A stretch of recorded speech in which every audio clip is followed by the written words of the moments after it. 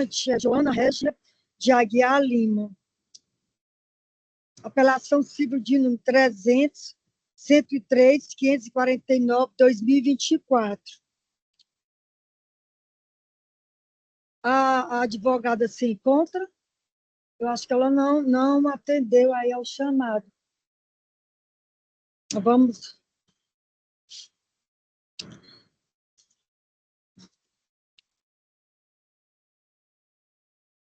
Então, vamos julgar isso. Direito consumidor, apelação civil, ação declaratória de inexistência de contrato, perícia grafotécnica solicitada pelo consumidor, mas não efetuada pelo banco. Empréstimo consignado não é conhecido. Dano moral mantido, recurso conhecido desprovido. Como voto? Ao desembargador Marcos Filho para o voto. Com o voto, Vossa Excelência, senhora presidente. Ao desembargador Raimundo Nonato para o voto. Pois não, senhora presidente. Eu acompanho, Vossa Excelência. Proclamação do resultado. A Câmara, por unanimidade, conheceu os recursos para negar provimento.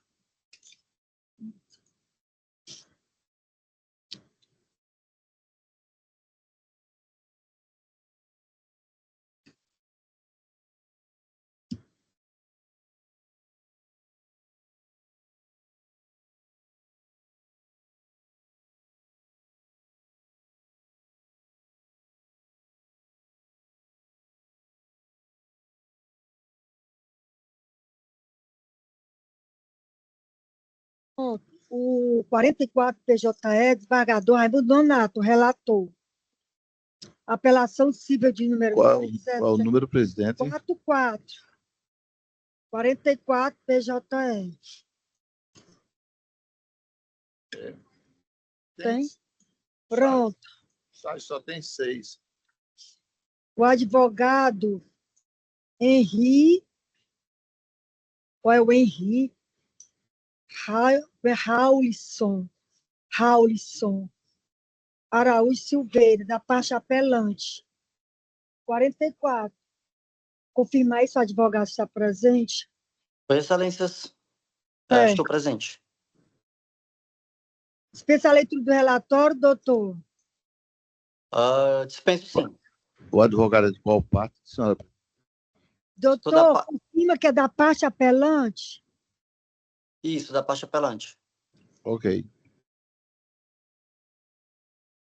15 minutos para a sustentação. Obrigado, excelências. 44.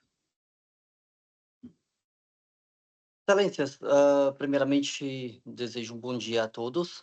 Saudar aqui a nobre presidente, aos desembargadores presentes, aos servidores e colegas que estão presentes também nessa sessão.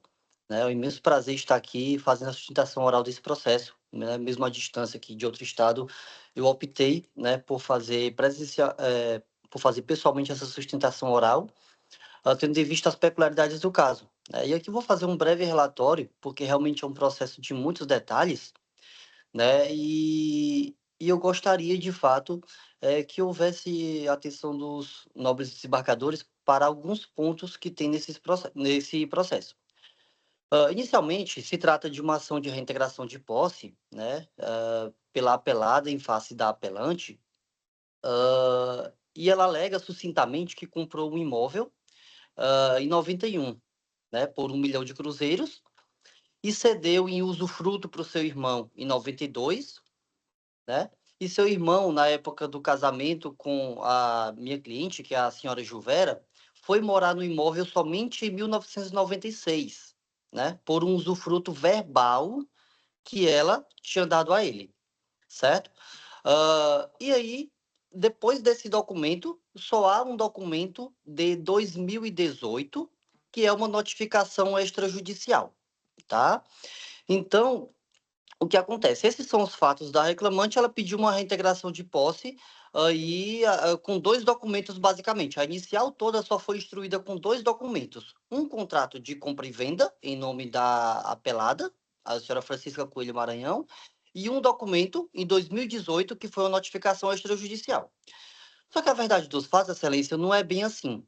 né? Na verdade, quando a minha cliente, a senhora Juvera, conheceu o seu Francisco, que era o seu ex-companheiro, né? Eles se conheceram muito antes de 91, e aí eles compraram a casa, né?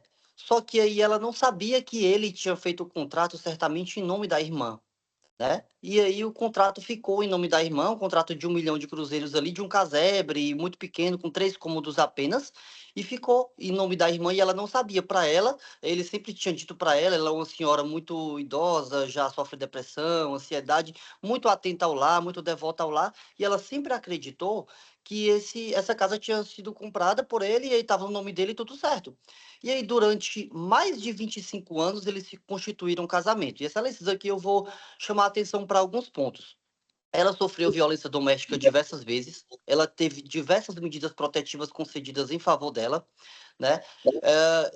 Ele tem e sempre teve, durante todo o curso do lapso familiar, um aspecto muito manipulador, tá? Dentro do casamento. Então, o que acontece?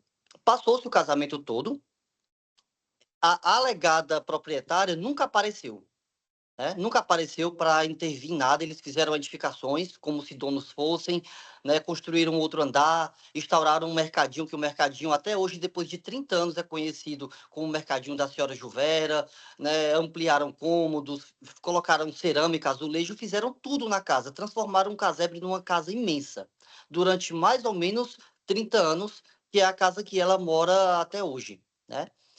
E o que acontece? Depois dela não aguentar mais tanta manipulação e violências, né? Já tem fotos, inclusive, em outras ações, inclusive na ação de divórcio, ela pediu divórcio. E depois que ela pediu divórcio, no curso da ação de divórcio, foi que a dona Francisca Coelho Maranhão, com uma notificação extrajudicial, apareceu no caso alegando ser proprietária do imóvel, né? E aí, esse processo originário é o processo que nós estamos, é o processo da ação de reintegração de posse, né? Que a sentença, né, no nosso ponto de vista, do ponto de vista da tribuna, está completamente e por diversos motivos equivocada. E aqui eu vou enumerar somente alguns pontos, porque não dá tempo de enumerar todos os pontos. É um processo muito detalhista e que, assim, merece uma atenção muito clara e precisa, porque eu não estou conseguindo, nos autos do processo, até a sentença de primeiro grau, elucidar cada ponto com detalhe. Mas vamos lá. A primeira coisa é que, segundo a legislação vigente, usufruto verbal não existe. E a sentença, ela já incorre em contradição aí, porque em hora ela diz que é um comodato, sendo que a autora, no caso a Francisca Coelho, nunca alegou que era comodato, mas a sentença argue que foi um comodato verbal. E, por outro lado, a sentença diz usufruto verbal. E aí fundamenta o usufruto verbal, que não existe também, nunca teve contrapartida em mais de 27 anos, né? E a sentença valoriza inicialmente 2 documentos: um contrato de compra e venda em nome de uma pessoa que aí nitidamente foi fraudado, que o imóvel sempre foi do seu Francisco, que era o ex-esposo da companheira, da minha cliente, e uma notificação extrajudicial de 2018. Em contrapartida, né, a minha cliente ela tem diversos, inúmeros e robustos documentos no processo que não foram valorizados pela douta juíza, né? Por exemplo, conta de água em nome dela desde 2006 e a conta de luz, de energia, a declaração da Enel desde 92. Como é, excelências, que na inicial ele argue que só foi morar na residência em 96, se a partir de 92 já tinha comprovantes e declarações de conta de luz em nome da senhora Juvera Lúcia, morando já no imóvel, né? Então, esse é um ponto de contradição que não foi analisado pela sentença. De fato, eles residem desde 91. Outra coisa, a ação ela foi em reintegração de posse. Para se reintegrar uma posse, a posse deve ter existido. A dona Francisca Coelho Maranhão nunca teve a posse do imóvel, ela nunca pisou no imóvel. Ela nunca deteve a posse, nunca entrou no imóvel. Então, não há como se reintegrar uma posse que nunca existiu, né? E aí, a sentença ela não analisou a uso capião que foi solicitado em defesa. A súmula 237 do STF, ela permite que seja analisada em defesa a uso capião. E aí a uso capião não foi analisada, inclusive nem em sede de sentença, não foi analisada. E houve uma liminar pedindo, determinando a reintegração de posse e a saída da minha cliente depois de 30 anos no imóvel, depois de diversas benfeitorias e edificações e construções e ampliações e melhorias do imóvel, e sair com uma mão na frente e outra atrás. né? Onde não foi analisado sequer também na sentença, excelências, a retenção por benfeitoria que ela tem direito. As benfeitorias que foram feitas, as ampliações durante todo o lapso de 30 anos, são muito superiores ao próprio valor do imóvel de 1 milhão de cruzeiros que foi pago. Então, excelências, assim, o que é que há de contradição? A primeira coisa, a comprovação nos autos da declaração da Enel, que desde 92 os autores já residiam no imóvel e a declaração da Enel já atesta que está em nome da senhora Juvera, né? Isso contradiz o aspecto da inicial que alega que eles só foram morar no imóvel em 96. Né? Tem um aspecto manipulador de violência doméstica do ex-esposo da dona Juvera, que sempre alegou diversas coisas, isso está provado, né, nos autos, inclusive que ela perderia a casa e diversas outras coisas, ele sempre ameaçando ela, né? O imóvel sempre foi deles, eles sempre exerceram a propriedade, sempre exerceram a posse do imóvel. Nunca houve posse exercida por meio da senhora Francisca Coelho Maranhão, né? Então não tem como se reintegrar uma posse que nunca foi dela. Ah, e outra coisa, excelências, a apelante, ela sempre trabalhou em 2 turnos. Sempre trabalhou em 2 turnos. Ela sempre trabalhava no hospital pela noite, como diarista, como auxiliar de serviços gerais, para pagar e para custear o comércio durante o dia. Então, ela trabalhava durante o dia no seu próprio comércio e à noite no hospital. Então, a vida dela sempre foi trabalhar para casa, por lá, edificar, enriquecer o mercado, enquanto o ex-companheiro dela só queria saber de beber, de farra, de festa, de gastar o dinheiro, de manipular, de agredir. Esse foi o comportamento dela, que inclusive está comprovado nos autos, né? Por diversos momentos, em diversos documentos. E esses documentos não foram alegados, não foram sequer apreciados pela sentença. A sentença fala em usufruto em comodato verbal, quando, na verdade, a autora nunca alegou comodato verbal, ela alegou usufruto. Em outro momento da sentença, no dispositivo lá, a sentença reconhece o usufruto verbal, e isso é inadmissível, porque não existe usufruto verbal, segundo o precedente até do STJ. O usufruto ele tem que ser formal, ele tem que ser autenticado, reconhecido, firma, instrumento público, todos aqueles requisitos. E outra coisa, só para título de uma noção da realidade, quem é que iria ceder um imóvel e usufruto e não aparecer como se dono fosse por mais de 27 anos? Ia ver o outro edificando imóvel, quebrando, construindo, ampliando, e nunca ia chegar, aparecer, dar as caras para dizer: ei, esse imóvel é meu, eu permito fazer isso, eu não permito fazer isso. Isso nunca aconteceu. Essa realidade já demonstra que o imóvel nunca foi dela. Ela está no processo apenas como uma terceira, uma laranja, né, uma pessoa que, na verdade, nunca deteve a propriedade, que tem o documento dela lá como uma fraude à partilha. Apenas isso, porque o esposo da companheira comprou o imóvel e colocou em nome da irmã para tentar fraudar a partilha no momento de eventual divórcio. Né, excelências? Então, assim, a sentença de mérito, ela tem uma série de inconsistências que devem ser analisadas. Na audiência, inclusive, o próprio senhor que vendeu o terreno, ele admite que não vendeu o terreno, ele só vendeu a edificação, porque o terreno era fruto de um projeto social que não poderia nem ser vendido, né? Então, excelências, eu gostaria de chamar a atenção para esses pontos, né, que determinar, eu até entrei com a ação de usucapião, mas o juiz extinguiu a ação de usucapião, porque já tinha alegado usucapião em sede de defesa que não foi apreciado, então a ação autônoma foi extinta sem resolução do mérito, né, mas existe uma série de pontos que merecem análise na sentença, como a usucapião, como o acervo probatório da apelante, como a ausência de provas da apelada, que só juntou 2 documentos no processo, as testemunhas que comprovaram, a declaração de vizinhos, a declaração de confinantes, a declaração de comerciantes, a conta de água, a conta de luz, tudo isso em favor da apelante, que durante mais de 27 anos exerceu posse mansa, pacífica, sem interrupção, sem notificação, sem documentos que comprovassem qualquer tipo de interferência no usufruto ou comodato, não há comprovação de comodato, não há comprovação de usufruto, não tem documentos formais feitos formalizados. Então, excelências, permitir uma liminar de reintegração de posse de uma posse que nunca existiu, né, é incabível, é inadmissível isso. Né? Estamos aqui nesse momento tentando falar o óbvio, porque a juíza sentenciante não analisou nada disso. Não analisou acervo probatório, não analisou o depoimento de testemunhas, fundamentou de forma equivocada e insuficiente, não analisando sequer o usucapião que foi pedido em defesa, né? e diversos outros motivos e fatores que necessitam, né, de uma análise mais aprofundada, né, por Vossa Excelência, né, nesse caso. Então, o que se requer é, de fato, uma análise às provas, os fatos e os pontos que foram levantados em sede de apelação, né, para que seja, de fato, feita a justiça nesse processo, né, porque é inadmissível permitir uma liminar de reintegração de posse e que a apelante ela saia do imóvel depois de 30 anos e deixe tudo que ela construiu por uma vida. Tem provas nos autos que legitimem essa pretensão. Não há provas nos autos, Excelência. Não tem provas. Tá? Então, o que se requer é uma análise justa e eficiente que eu tenho ciência que Vossas Excelências irão fazer nesse julgamento. É o que se requer. Obrigado pela Pela oportunidade. citação. Ao relator, desembargador Raimundo Nonato, para o voto. Não, senhora presidente.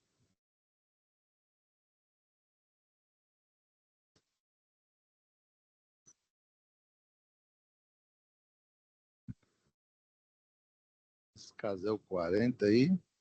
44, PJE. Porque todos os... A maioria está com PJE.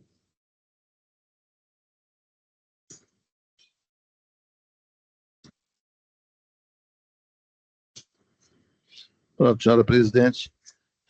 Apelação civil, ação de reintegração de posse, acumulado com indenização por perdas e danos, cerceamento de defesa, inocorrência, prova suficiente nos autos, posse indireta comprovada por contrato de compra e venda, permanência da ré no imóvel após notificação extrajudicial, esbulho configurado, uso capião, impossibilidade, posse precária decorrente de comodato usufruto familiar, ausência de ânimos domini, indenização pela ocupação indevida, fixação de aluguéis, cabimento, sentença mantida, recurso conhecido e desprovido. Como voto, senhora presidente?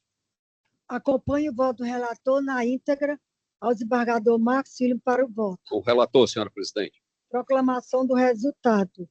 A Câmara, por unanimidade, conheceu do recurso para negar provimento. O próximo.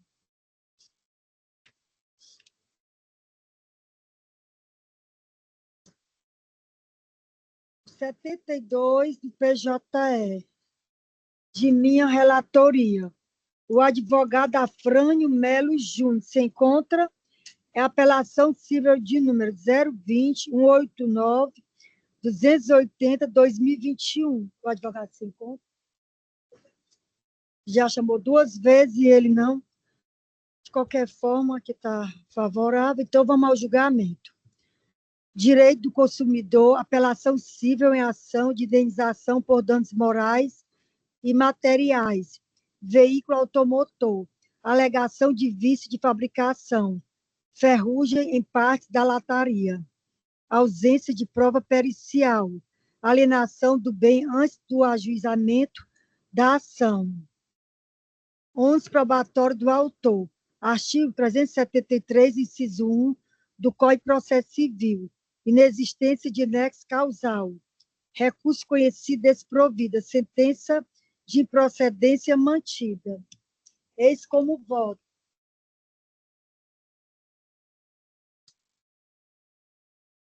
Passa a palavra ao desembargador Marcos Filho para o voto. Acompanho o voto, Vossa Excelência, senhora presidente. Ao desembargador Raimundo Nonato para o voto. Acompanho, Vossa Excelência, presidente. Do resultado. A Câmara, por unanimidade, conheceu do recurso para negar provimento. Aí, estão junto com os outros. E o próximo agora qual é? 37 do PJE, 37. Advogada Narjara de Souza Veloso. Uma apelação civil de número 025 893-215-2024. O relator, desembargador Raimundo Nonato. Ele se encontra, ela quer dizer a Najara, tá? Sim, Excelência. Então, dispensa a leitura do relatório, Pela parte... pela parte apelante. Pois não. Pode continuar, presidente. Excelência, pela parte agravada. Aqui tem, ó, Peraí, 37. Olha aqui é um agravo interno em apelação. Sim. Agravante Banco do Brasil. E Você agravado... apresenta que parte? É o Banco do Brasil ou Francisco Antônio Rios? Francisco Antônio Rios. Eu estou julgando, votando no sentido de conhecer o recurso e negar provimento. Recurso conhecido e desprovido. No caso aqui, o recurso deve ser do Banco do Brasil, né? Isso, excelência. Favorável, Vossa Excelência. Tem interesse em fazer a sustentação? Não, não tenho. Ao relator desembargador Raimundo Nonato para o voto. Pois não, senhora presidente. Ementa direito processual civil, agravo interno em apelação cível. Conta vinculada ao PASEP, legitimidade passiva do Banco do Brasil. Competência da Justiça Estadual, tema 1150 do STJ. Responsabilidade por má gestão. Inocorrência de prescrição da pretensão autoral. Prazo decenal. Recurso conhecido e desprovido. Eu acompanho o voto do relator na íntegra. Ao desembargador Marcos Filho para o voto. Com o relator, senhora presidente. Proclamação do resultado. A Câmara, por unanimidade, conheceu do recurso para negar provimento. O próximo.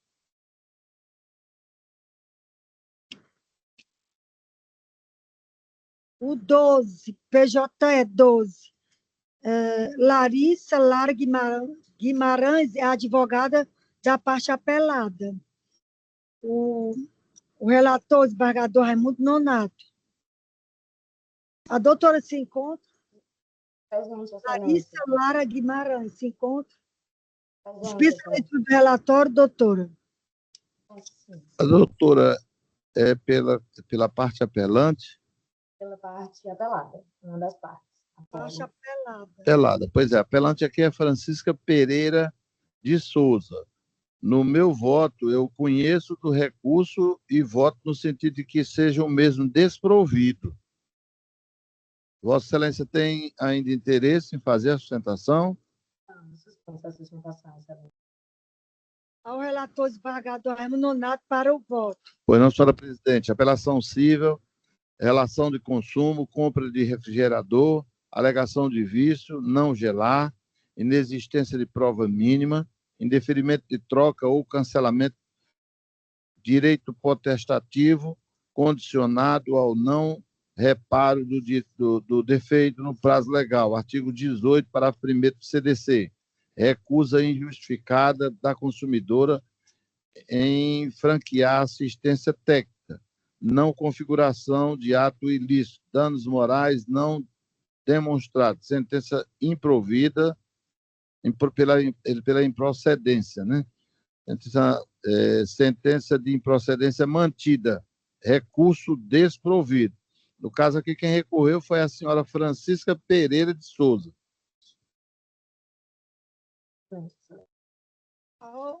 Estou pronto.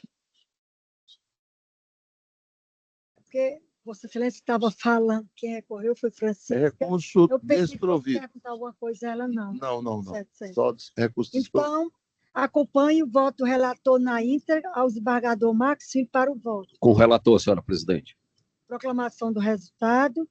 A Câmara, por unanimidade, conheceu do recurso para negar provimento.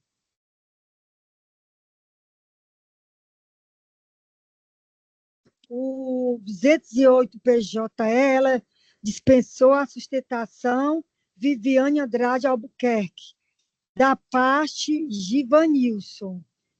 Agravo de instrumento 208, o relator... Deixa eu só olhar aqui. Só um momento aqui.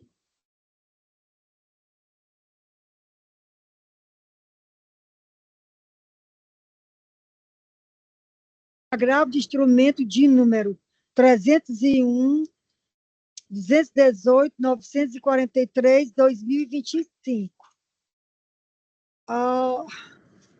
Ao desembargador relator Marcos Filho para o voto. A parte não se encontra presente, né? A parte solicitou o Ela advogado. está presente, ela só quer o pois não. resultado mesmo.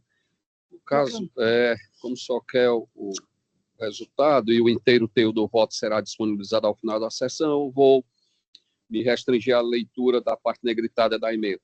Direito de família, agravo do instrumento, ação de alimentos, fixação de alimentos provisórios, presunção de necessidade do alimentando, ausência de prova da incapacidade financeira do devedor, decisão mantida, recurso desprovido. É como voto, senhora presidente.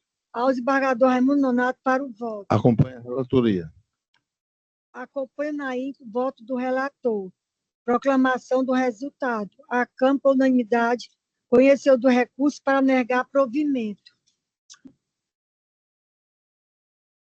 Vamos para o voto vista, que eu pedi vista do processo, é o número 6, do PJ do SAG.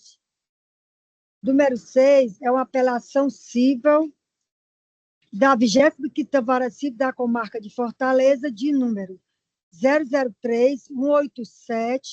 003-187-375-2020. Então, eu vou aqui ler aqui meu voto vista.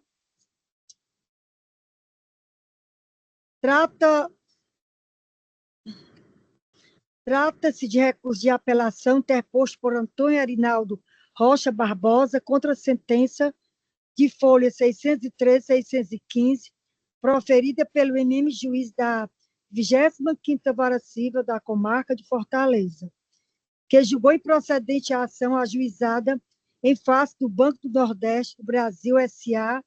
e do Centro Brasileiro de Pesquisa em Avaliação e de Promoção de Eventos, SEBRASP, nos seguintes termos.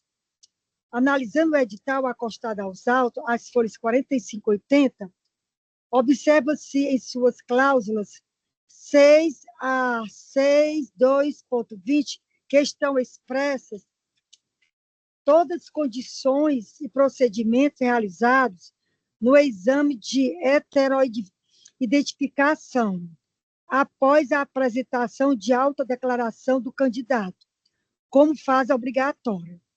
Ressalte-se ainda que na cláusula 628.1, assim está previsto, serão consideradas as características fenótipicas do candidato ao tempo de realização do procedimento de heteroidentificação, ou seja, o critério utilizado na verificação presencial dos candidatos ficou expressamente estabelecido no edital, sendo analisado tão somente os traços fenótipicos no edital, o que evidencia a intenção do candidato promovente em modificar o resultado da avaliação pela apresentação de dúvidas e simples discordância da banca examinadora, sem justificativa plausível. No que concerne ao pedido de indenização por danos morais, tem-se que, para a sua configuração, há de ter existido uma ação ou omissão indevida da parte ré ou por seus prepostos, que cause prejuízo à parte autora, tendo como consequência o direito à reparação, desde que se façam presentes os requisitos esculpidos das disposições do artigo 186 do Código Civil, que define a prática de ato ilícito dos seguintes termos: aquele que, por ação ou omissão voluntária, negligência ou imprudência, violar direito ou causar dano a outrem, ainda que exclusivamente moral, comete ato ilícito. Portanto, para que se configure um dano moral, há de existir um ato ilícito e o nexo de causalidade, o que não se observa na presente situação. Pelo menos não houve prova desse ato ilícito. O autor teve toda a oportunidade de produzir prova nestes autos e nada provou, não se desincumbindo do ônus previsto no artigo 373, inciso 1 do Código de Processo Civil. Isto posto, o mais que dos autos consta, e ainda com fundamento das disposições do artigo 490 do Código de Processo Civil, julgo improcedente a ação em todos seus termos. O julgamento teve início na sessão do dia 27 de agosto de 2025, ocasião em que o eminente relator, excelentíssimo desembargador Raimundo Nonato Silva Santos, conheceu do recurso e votou pelo seu desprovimento, mantendo a sentença em todos seus termos. Na oportunidade, pedi vista dos autos, a fim de esclarecer dúvidas que me impediram de proferir voto de imediato, especialmente para proceder a uma análise mais detida da matéria. É o breve relatório, passo a decidir. A controvérsia restringe-se a verificar a existência ou não de ilegalidade na conduta da comissão organizadora SEBRASP, relativamente ao concurso público do Banco do Nordeste S.A., regido pelo edital de abertura número 01, de 14 de janeiro de 2018, no qual o candidato inscrito nas vagas reservadas a negros pardos foi eliminado do certame sob a alegação de não apresentar características fenótipicas que o qualificasse como tal. Narra a parte autora que, ao se inscrever para o cargo, autodeclarou-se negro e concorreu às vagas reservadas, aprovado na prova objetiva realizada em 2 de dezembro de 2018, dentro do número de vagas destinadas a candidatos negros. Foi convocado para o procedimento de heteroidentificação, previsto no edital. Afirma que a avaliação, com duração inferior a 2 minutos, limitou-se a 2 perguntas formais. Quais foram? Se considerava ter direito a concorrer às cotas e se concordava com a filmagem do procedimento. Posteriormente, informa que foi eliminado do certame, conforme edital de 3 de janeiro de 2019, em razão do indeferimento de sua autodeclaração, sem que fossem apresentados os fundamentos da decisão. Pois bem, como se sabe, o edital constitui um instrumento normativo do concurso, vinculando tanto a instituição quanto os candidatos somente podendo ser afastados em caso de afronta à lei. Assim, uma vez fixadas e publicadas as regras que regerão o certame, esta deve ser observada por todos, em respeito ao princípio da vinculação ao edital. No entanto, o edital, enquanto norma interna do certame, encontra-se subordinado à legislação de regência, sendo vedada qualquer restrição ou ampliação de direitos não previstos em lei.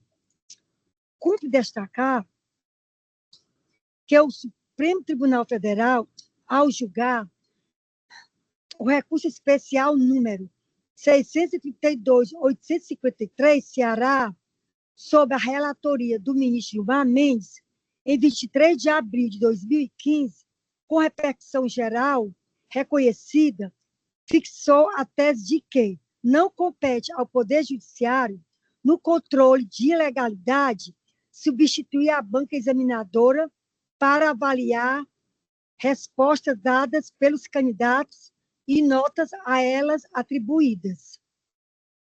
Depreende-se, portanto, que ao Poder Judiciário é vedado reavaliar respostas de candidatos ou as notas atribuídas quando a análise exigir a apreciação do conteúdo das questões ou dos critérios de correção, salvo em caso de flagrante ilegalidade.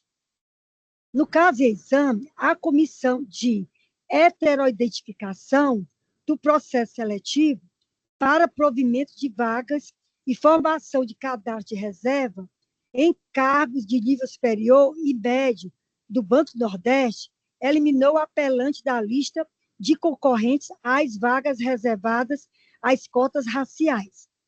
O recorrente, que se autodeclara pardo e obteve a 17ª colocação na classificação da respectiva lista, busca o prosseguimento do certame nessa condição.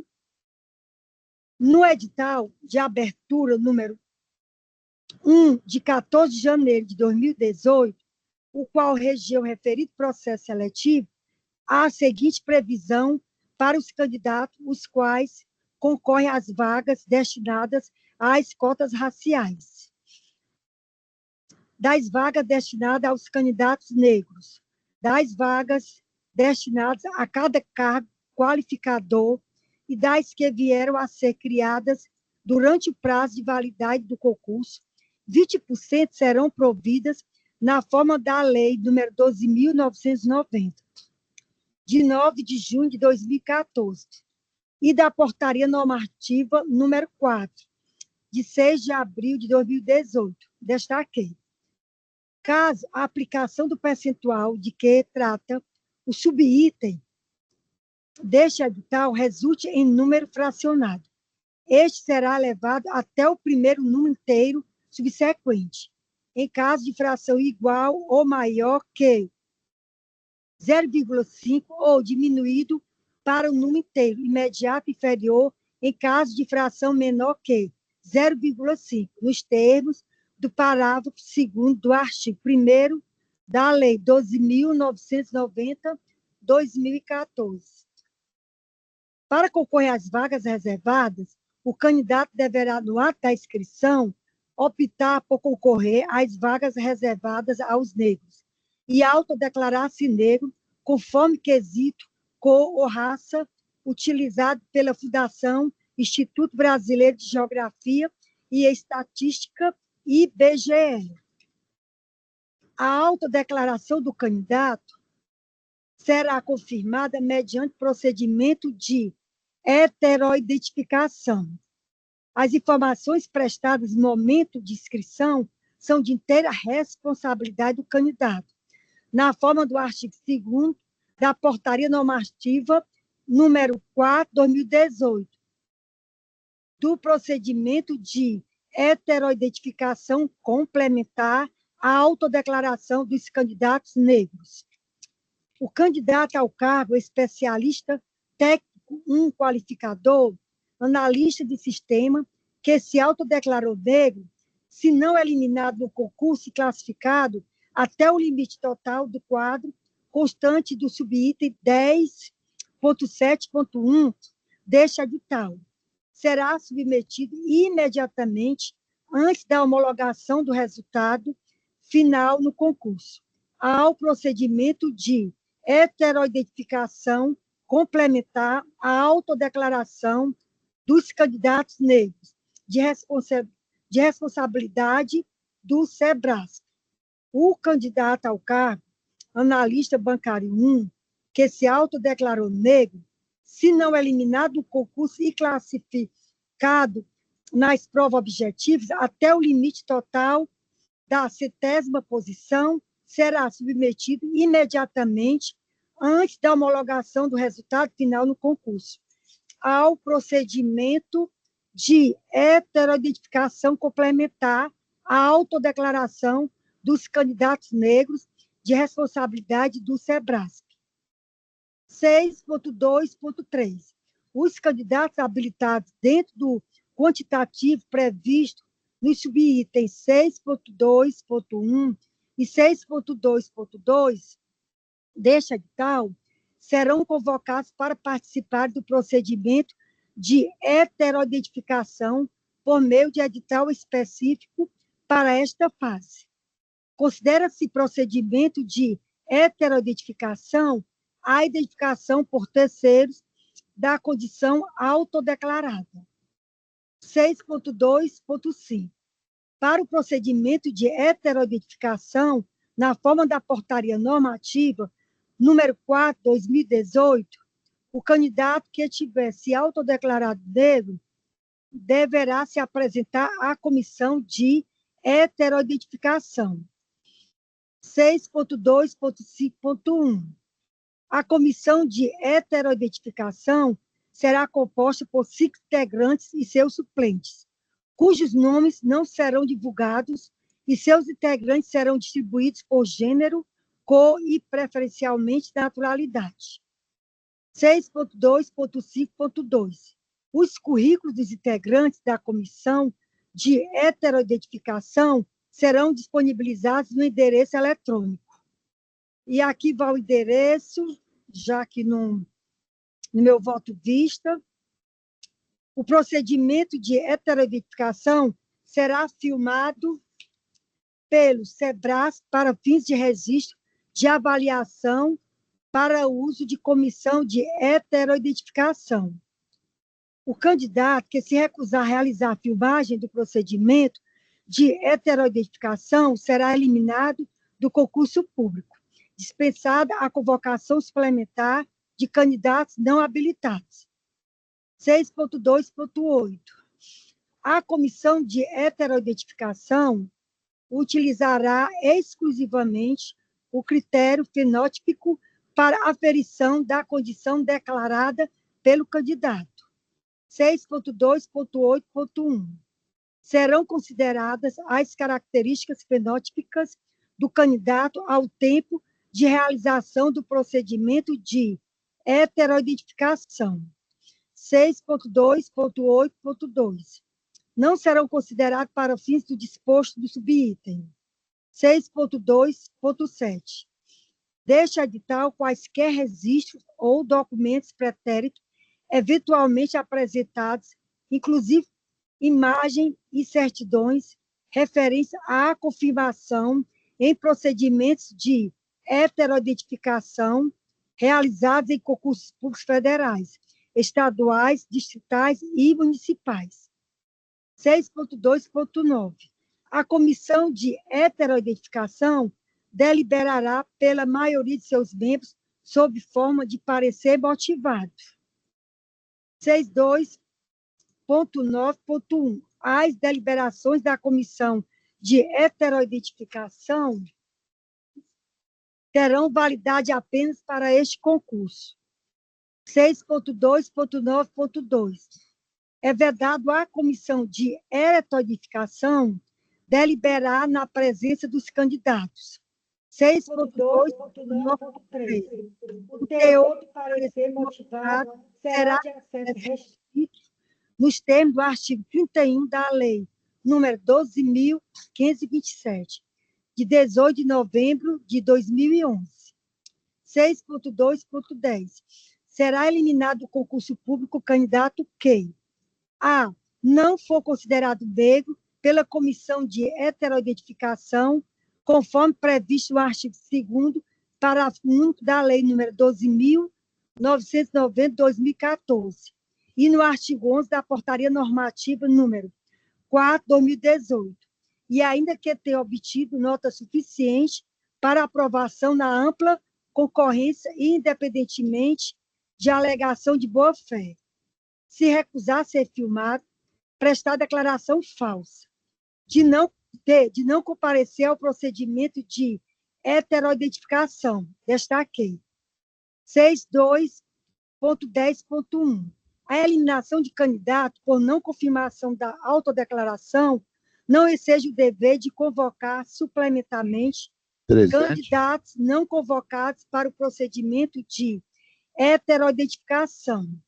Presidente, pelo que eu estou observando, Vossa Excelência está vindo em relação ao punitivista, né? Pelo que eu estou já acompanhando, está vindo dando parcial provimento, não é isso? Vamos chegar até o final.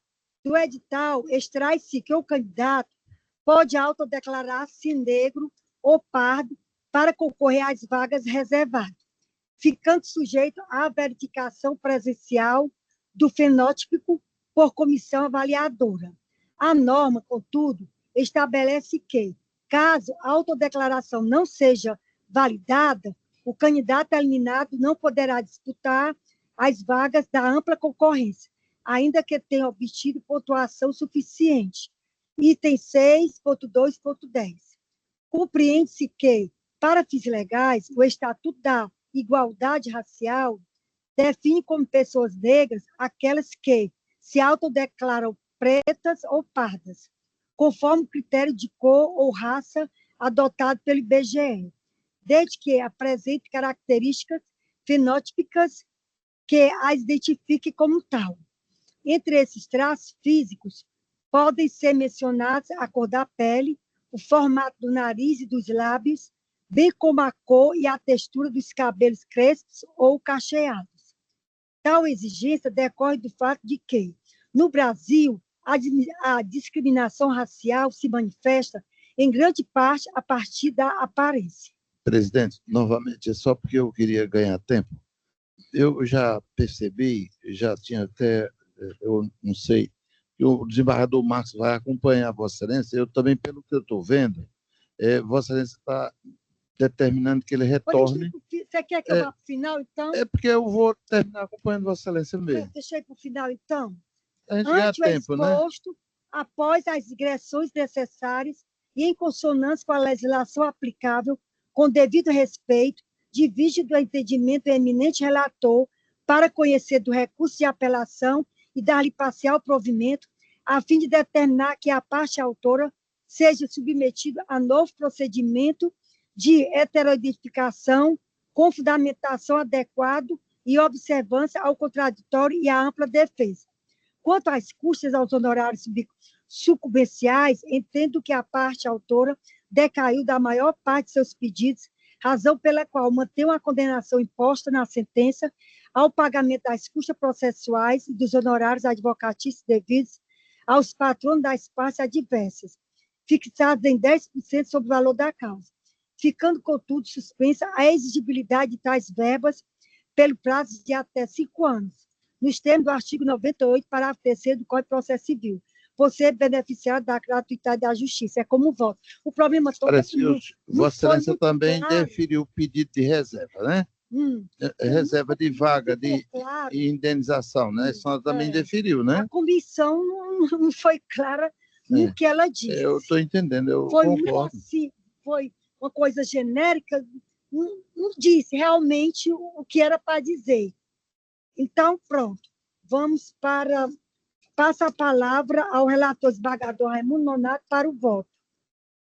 Bom, senhora presidente, pelo que eu vi aqui, Vossa Excelência está dando parcial provimento ao recurso de apelação para o fim de determinar que a parte autora seja submetida a novo procedimento de heteroidentificação com fundamentação adequada e observância ao contraditório e ampla defesa. Ok, concordo com Vossa Excelência. E concordo também no que diz respeito ao indeferimento do pedido de reserva de vaga e indenização. E também Vossa Excelência indeferiu o pedido de reserva de vaga que foi feito e o pedido de indenização. Então, eu me acosto ao voto de Vossa Excelência, ao vosso entendimento. Passa a palavra ao desembargador Marcos para o voto. Também, senhora presidente, eu acompanho o voto de Vossa Excelência na íntegra. Realmente, a fundamentação da comissão de heteroidentificação foi inidônea, ferindo de morte o preceito constitucional, de modo que acompanho integralmente o voto de Vossa Excelência. Proclamação do resultado. A Câmara Unidade conheceu do recurso de apelação para dar parcial provimento. Pronto, tem mais algum?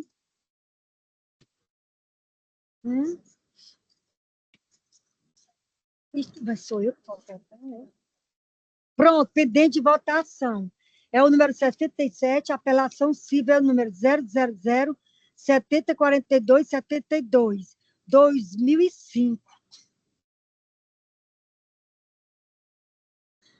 Falta quem foi que já votou? 2, faltou votar. Falta o voto do desembargador Raimundo Nonato.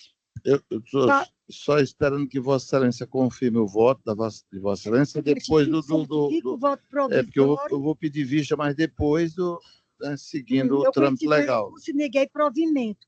Então, ratifico o voto provisório e o desembargador Max Willan.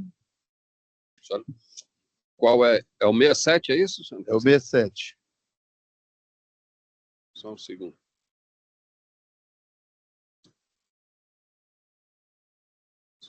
Eu acompanho o voto de Vossa Excelência.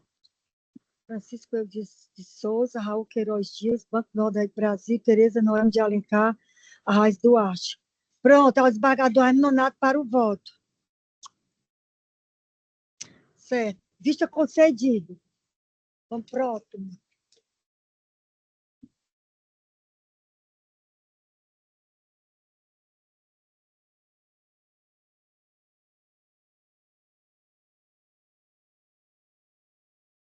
Então, vamos o relator desembargador Max Willam para o voto da apelação civil do 164, processo número 300.057.988/2025. Que ratifica o voto provisório como relator.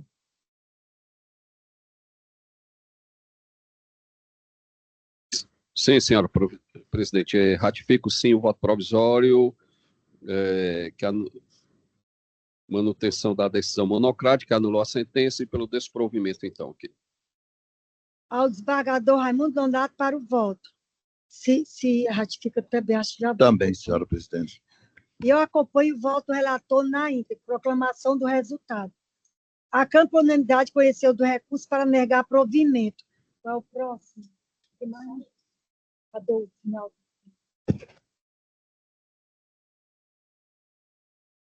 Olha aqui, horas. Vai dar 12 horas.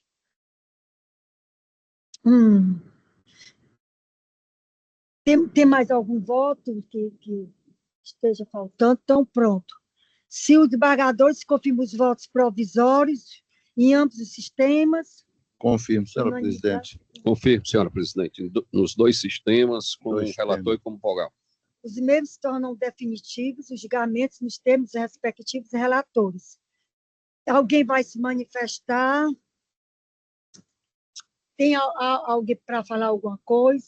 Não. Só aguardar mesmo o retorno de férias do desembargador Paulo Tasso. Dia 24 ele está na sessão. Tem outras sessões. Nada mais havendo, declaro a sessão do dia encerrada.